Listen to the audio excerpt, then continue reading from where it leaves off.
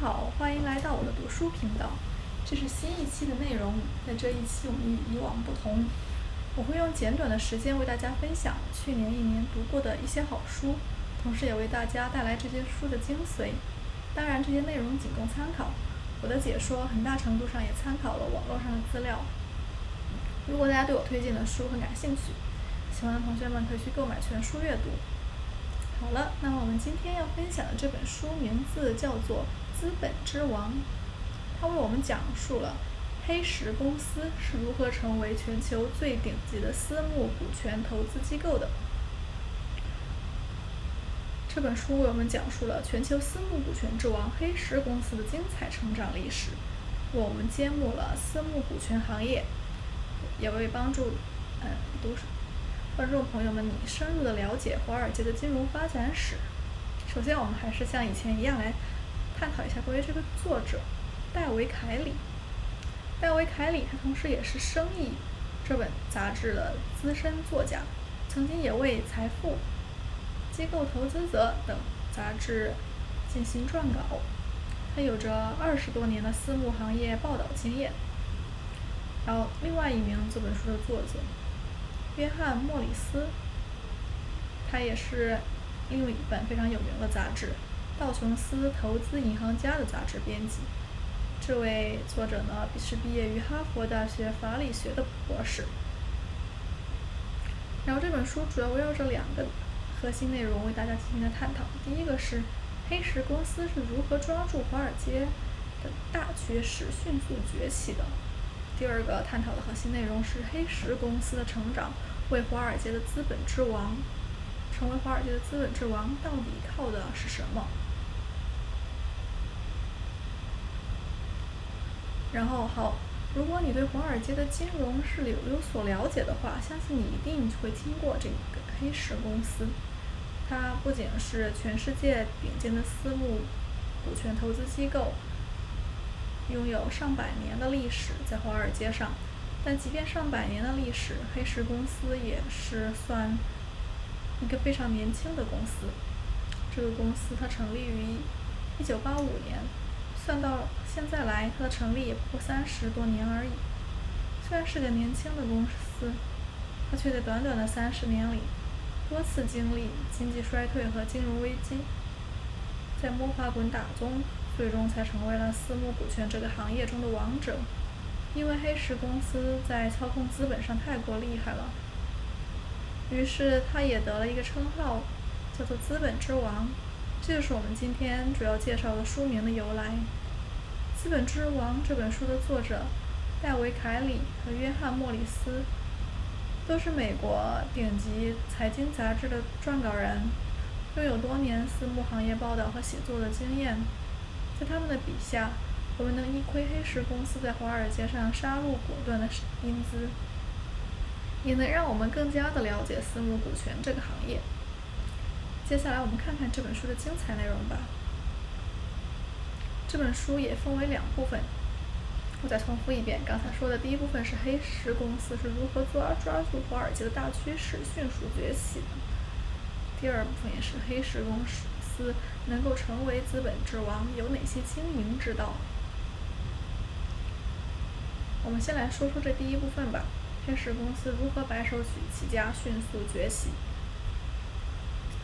先来了解一下80年代初的华尔街。那个时候华尔街最赚钱的生意是股权并购，因为早在60年代，美国的企业一度非常流行多元经营。简单来说，多元经营就是说企业什么都卖。但是很快这个公司便发现多元经营这条路子是走不通的。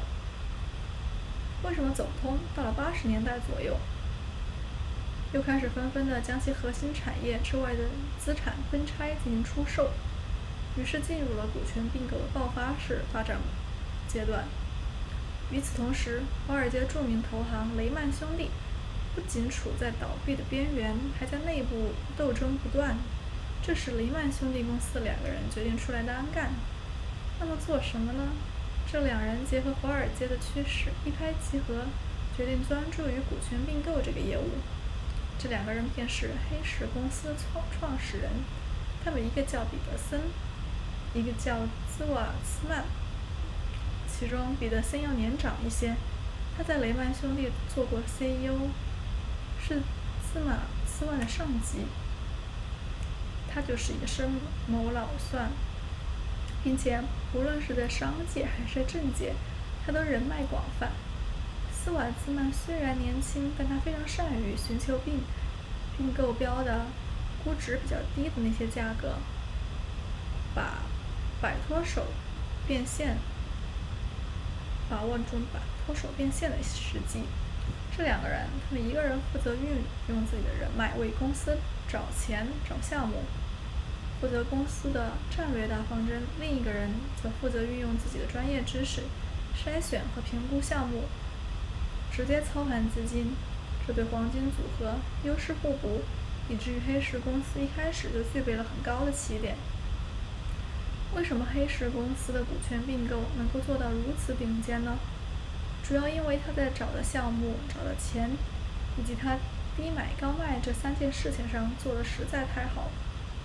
所谓找项目，就是要仔细地挑选投资目标，也就是选择价值被低估的那些资本，或者说选择具有很大升值潜力的公司，这样未来才能够做到低买高卖。早前比较好理解，一方面是通过成立投资基金的方式募集资金，另一方面是通过多种财务杠杆与银行借贷等方式，最大限度地扩充手中可以用来并购交易的资金。虽然一开始黑石因为没有业务积累，也没有什么名气，所以只能帮客人做一些并购咨询业务，而他们俩的第一笔钱只挣了5万美元。但是这两人充分发挥各自的优势，依靠彼得森的私人关系，英国保诚保险公司同意投资10亿美元。在斯瓦兹曼的操盘下，两个人成功募集了6亿美元。有了这笔钱，彼得森和斯瓦兹曼就可以放手在并购市场上大干一场了。很快，他们抓住了一个好机会。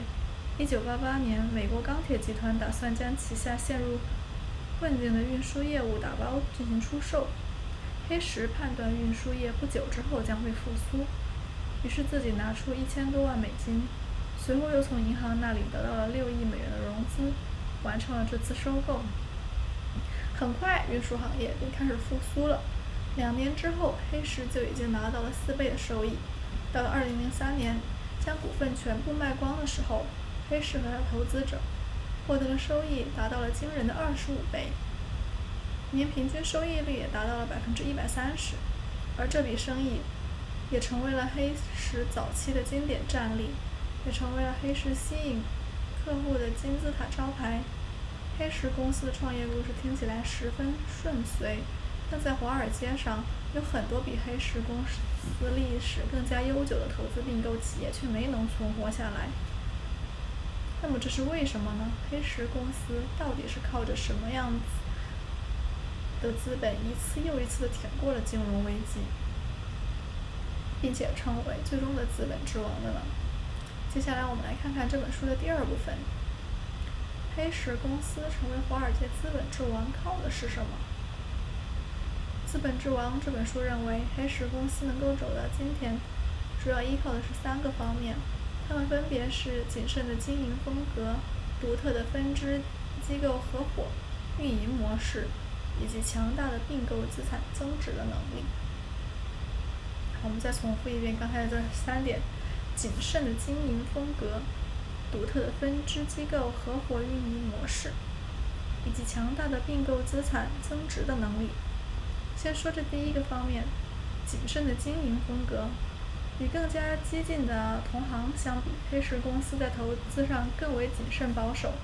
比如，黑石不喜欢跟风，不喜欢追热点，也十分谨慎地投资新兴产业链。黑石认为那些热门的行业，要么方向未定，要么追捧的人太早，早已透支了未来增长的可能性。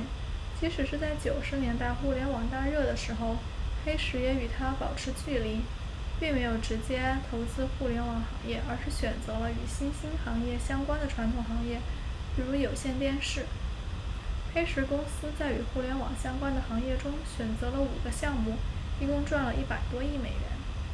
到了2000年互联网泡沫破裂的时候，因为黑石公司对互联网产业本身介入并不深，也就没有受到太大的冲击。正是这种谨慎的态度，帮助黑石公司规避了一次又一次的经济危机。那么接下来第2个方面是他们独特的分支机构合伙运营模式。要提到这个模式，我们要知道一般的企业想要吸引人才，最常用的方法就是给股份，但是这种方法也会造成公司权力分散的问题。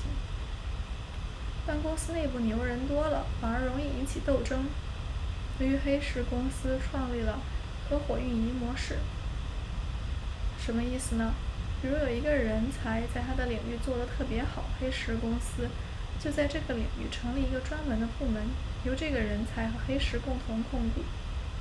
这样这个人才在他的领域就是一个老板，而这个公司的利益也和黑石公司牢牢地绑定在了一起。最后说说看黑石公司强大的并购资产增值的能力。黑石公司在反周期操作上的能力，可以说是与其他公司难以望其项背的。什么叫做反周期操作呢？比如在行业相对低谷的时候，黑石就出手收购目标公司，等行业形势好转再出手变现。即使公司还是原来的公司，价格也能翻上1倍。说到这里，这本书的内容我们就差不多讲完了。下面我们一起来总结一下。首先，我们讲了黑石公司是如何抓住华尔街的趋势，发挥自己的优势，创业进步的。接着，我们介绍了黑石公司的3个成功秘诀。接着，我们介绍了黑石公司谨慎的经营风格、独特的分支机构合伙运营模式，以及他们强大的并购增值能力。